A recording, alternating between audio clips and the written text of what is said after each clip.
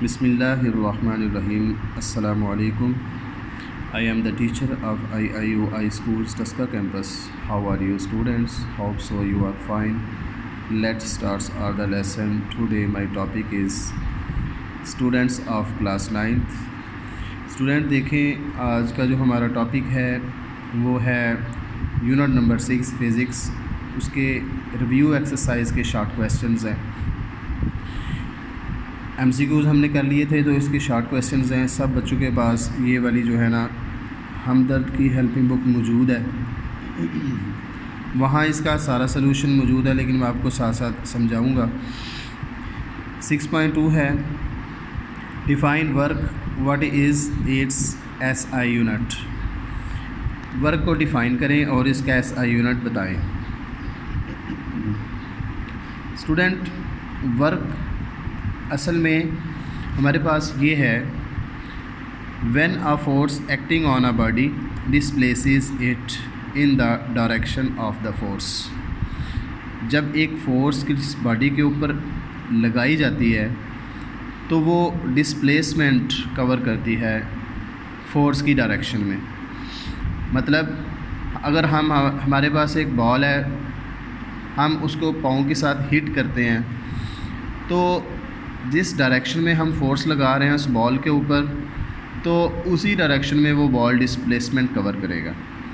इस वजह से हमारे पास वर्क का फार्मूला है फोर्स मल्टीप्लाई बाय डिस्टेंस। ठीक है, इसका SI जो यूनिट है हमारे पास वो ये है। SI unit student, SI unit है हमारे पास जूल। ठीक है, अब जूल को उन्होंने फर्दर डिफ़ाइन किया हुआ है, लेकिन हमने यहाँ पे जूल की डेफिनेशन नहीं करनी। सेकंड 6.3 जो है हमारे पास शॉर्ट क्वेश्चन है, when does a force do work, यानी कि फ़ोर्स कब वर्क करती है, एक्सप्लेन करें। तो स्टूडेंट देखें, हमारे पास वही एक्सप्लेनेशन है पीछे की तरह।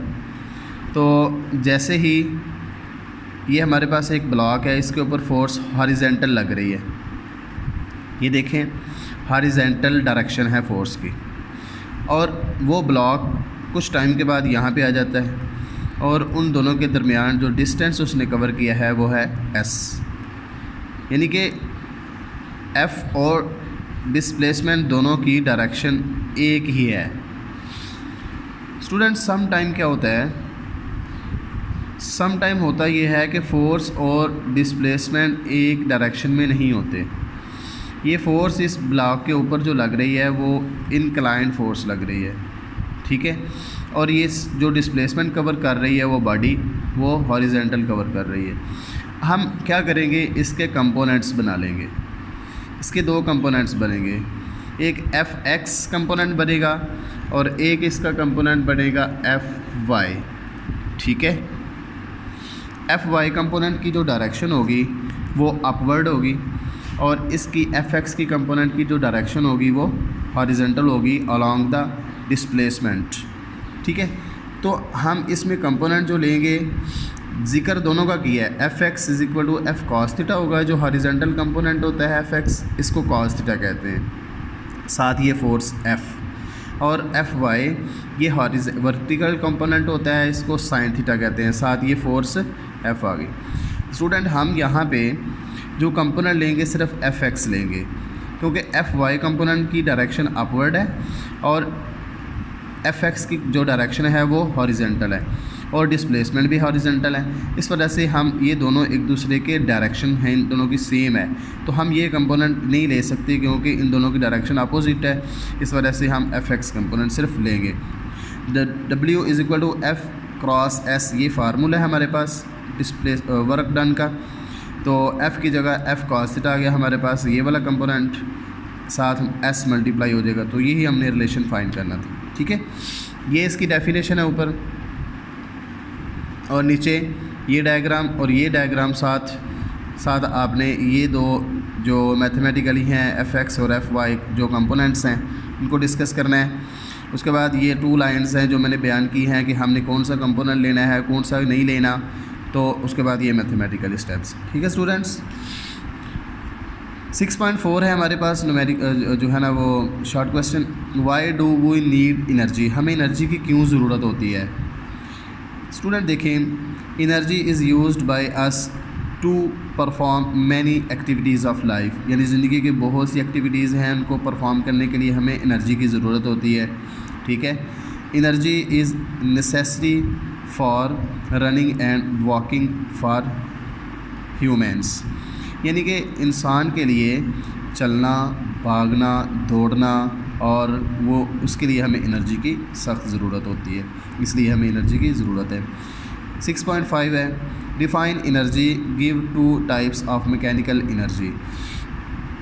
स्टूडेंट, एनर्जी की डेफिनेशन ये है, a body possesses energy if it is capable to do work, यानी कि किसी बॉडी की वर्क करने की जो सलाहियत होती है उसको एनर्जी कहते हैं। ठीक है, अगर हमारे अंदर एनर्जी होगी तो हम वर्क कर सकेंगे।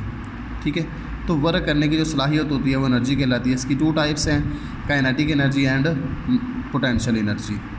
ठीक है, काइनेटिक एनर्जी को उन्होंने डिफ़ाइन किया हुआ है को जो मोशन की वजह से होती है, मसलन कि एक कार जो है वो मूव कर रही है, ठीक है, उसके अंदर जो एनर्जी होगी वो कौन सी होगी, काइनेटिक एनर्जी होगी। तो इसका फार्मूला स्टूडेंट काइनेटिक एनर्जी का ये है, इसका ऐसा यूनिट जूल है। पोटेंशियल एनर्जी किसी बॉडी की जो पोजीशन की वजह से होती है, एक बॉडी हाइट के ऊपर है, ठीक है, विद रिस्पेक्ट टू अर्थ, तो उसकी जो बॉडी की जो एनर्जी होगी वो पोटेंशियल एनर्जी होगी।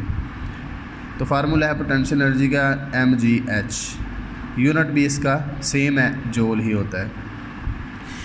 6.6 है, define kinetic energy and derive it's relation. Kinetic energy हम ऊपर बयान कर चुके हैं, इसका जो मैथमेटिकल रिलेशन मैंने स्टूडेंट्स आपको लॉन्ग क्वेश्चन करवाया था, उसके जितने भी मैथमेटिकल स्टेप्स हैं वो आपने इसके अंदर करने हैं।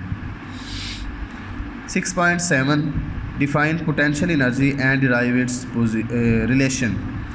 तो पोटेंशियल एनर्जी की डेफिनेशन हमारे पास ये है, और इसका जो हमारे पास जो रिलेशन है हम उसको फाइंड कर लेते हैं।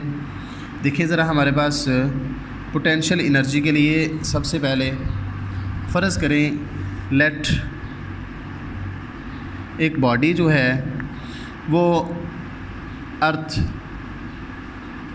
विद रिस्पेक्ट टू अर्थ वो बॉडी जो है एच हाइट के ऊपर यहाँ पे ज़मीन से एच हाइट के ऊपर यहाँ पे आ जाती है। स्टूडेंट, यहाँ पे उसके इस बॉडी की जब यहाँ पे थी तो उस बॉडी की यहाँ पे जो एनर्जी थी वो काइनेटिक एनर्जी जो है वो मैक्सिमम थी, ज़्यादा से ज़्यादा होती है। ठीक है, और जब यहाँ बॉडी पहुँच जाती है तो उसकी पोटेंशियल एनर्जी मैक्सिमम होती है। ठीक है, तो ज़ाहिर बात है उस बॉडी ने क्या किया है, वर्क किया है। ठीक है, ज़मीन से वो हाइट h के ऊपर गई है, तो इस वजह से हमारे पास वर्क का फार्मूला होगा W = F क्रॉस H। यहाँ H हमारे पास आएगा, और हमारे पास ये हमें पता है कि F जो है वो किसके बराबर होता है, वर्क यानी कि W के बराबर होता है। ठीक है, इस वजह से हम लगा देंगे W = और W = mg के बराबर होता है। ठीक है, तो हम mg लगा देंगे इसकी जगह, mg साथ आ जाएगा h। तो और वर्क हमारे पास किसके बराबर होता है, पोटेंशियल एनर्जी के। ठीक है, ये दोनों एक दूसरे के बराबर होते हैं, तो स्टूडेंट हमारे पास आ जाएगा पोटेंशियल एनर्जी आ जाएगी = mgh। तो यही हमारा रिलेशन था जो हमने फाइंड करना था, पोटेंशियल एनर्जी की डेफिनेशन और साथ इसका मैथमेटिकल जो रिलेशन है ये हमने फाइंड करना था इस शॉर्ट क्वेश्चन के अंदर। नेक्स्ट देखें स्टूडेंट, 6.8 शॉर्ट क्वेश्चन है, why fossil fuels are called non renewable form of energy. क्योंकि फॉसिल फ्यूल्स को हम दोबारा जो है रीन्यूएबल की फॉर्म में हम क्यों नहीं ला सकते, एनर्जी की जो नॉन रीन्यूएबल फॉर्म है हम उसमें क्यों नहीं, हम उसको नॉन रीन्यूएबल फॉर्म हम उसको क्यों नहीं कह सकते। ठीक है, तो students, the fossil fuels take millions of years for their formation, उनको बढ़ने में, फॉसल फ्यूल्स को बढ़ने में कई साल लगते हैं। So these are non renewable resources, इस वजह से हम उनको नॉन रीन्यूएबल रिसोर्सेज कहते हैं, क्योंकि ये दोबारा हम जब फॉसल फ्यूल्स गल सड़ के हड्डियाँ जो हैं वो फॉसल फ्यूल्स में चेंज हो जाती हैं तो हम उनको दोबारा हम उस फॉर्म में कन्वर्ट नहीं कर सकते। इस वजह से इसको फॉसल फ्यूल जो है non renewable form of energy हम इसको कहते हैं। स्टूडेंट आगे है, which form of energy is most preferred and why, कौन सी एनर्जी है जो कि बाकी दूसरी एनर्जी की अक़साम के ऊपर उनको तरजीह हासिल है और क्यों है। सोलर एनर्जी है is most preferred energy because sunlight does not pollute the environment in any way, क्योंकि सोलर एनर्जी जो होती है ये इसको तरजीह हासिल है बाकी तमाम जो एनर्जी के अक़साम हैं उनके ऊपर, क्योंकि ये सनलाइट जो है वो ये आलूदगी पैदा नहीं करती और इन्वायरमेंट के अंदर, इस वजह से। और सोलर एनर्जी जो है वो ज़मीन के ऊपर 1000 times more than the energy consumptions of Mankind, इंसान जो है वो दूसरी एनर्जी को जो ख़र्च करता है उसके मुकाबले में जो सोलर एनर्जी है वो 1000 टाइम्स ज़मीन के ऊपर तेज़ी से पहुंचती है। इस वजह से सोलर एनर्जी को तरजीह हासिल है बाकी एनर्जी की तमाम अक़साम पर। 6.10 है, how is energy converted from one form to another form explain. ठीक है, इसको हम जो है एनर्जी, कैसे हम एनर्जी की एक फार्म को दूसरी फार्म में कन्वर्ट कर सकते हैं। जैसे हमारे पास सोलर एनर्जी है, सनलाइट, सूरज की रोशनी जो हम उसको स्टोर करके हम क्या करते हैं, इलेक्ट्रिसिटी प्रोड्यूस कर सकते हैं। मतलब हम सोलर एनर्जी को इलेक्ट्रिकल एनर्जी में कन्वर्ट कर सकते हैं, फिर इलेक्ट्रिकल एनर्जी को हम मैकेनिकल एनर्जी में कन्वर्ट कर सकते हैं। तो ये क्वेश्चन नंबर जो है 6 के अंदर इसको आप देख सकते हैं, वहाँ पे यही है कि हम एनर्जी के एक फार्म को दूसरी एनर्जी की फार्म में कैसे कन्वर्ट कर सकते हैं। नेम द 6.11 है, name the 5 devices that convert electrical energy into mechanical energy. यानी कि आपने क्या करना है कि 5 डिवाइसेस के नेम बताने हैं जिसमें इलेक्ट्रिकल एनर्जी जो है मैकेनिकल एनर्जी में कन्वर्ट होती है।